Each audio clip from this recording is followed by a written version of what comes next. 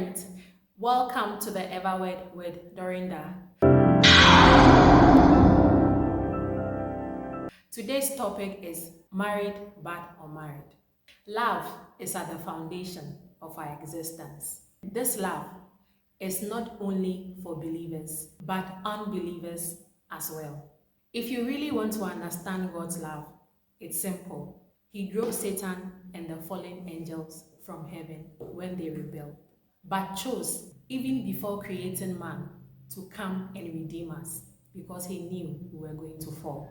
Now, the question is, why will God look on and watch you die or get destroyed in an act simply because he hates it? He's not wicked.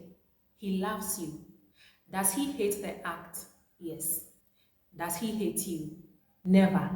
There are many people drowning in the pool of troubled marriages. They are married but living as though they are unmarried. Others feel trapped because they just don't know what to do. For others, they have decided to stay on for the sake of their children. For some, it is at the stage of working out because that seems to be the safe way. They are able to do so boldly while others linger on because of the stigma of divorce from within and outside the church walls. One of the reasons God hates divorce is because it breaks covenant, and he is a covenant-keeping God. Also, during marriage, the angels of all the human elements involved, i.e. husband, wife, children, become family as well. So when there is divorce, it breaks them apart and they dislike it. God is always willing to help man. Sometimes we just don't know how to receive it. Do you know how pricey and precious you are to him?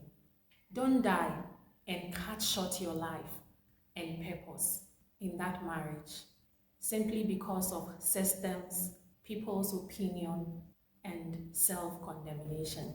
God's hatred for divorce doesn't erode his mercy, love, redemption, and second chances towards his children. You will be shocked at the fact that when God watches you, it is not through the lens of your self-condemnation. He's actually looking at the bigger picture.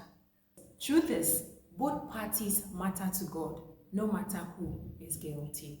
Man and systems can sometimes be stoic and religious at the detriment of God's will. It is important we make God the center of every marriage decision because he sees beyond the flamboyance and niceness of the moment. The wrong marriage can set your life on the wrong course, such that if care is not taken, you may even lose it. For others, by the time they finally walk out, a lot of damage would have been caused. A lady went into marriage with a very bright hope of starting and building life with her husband.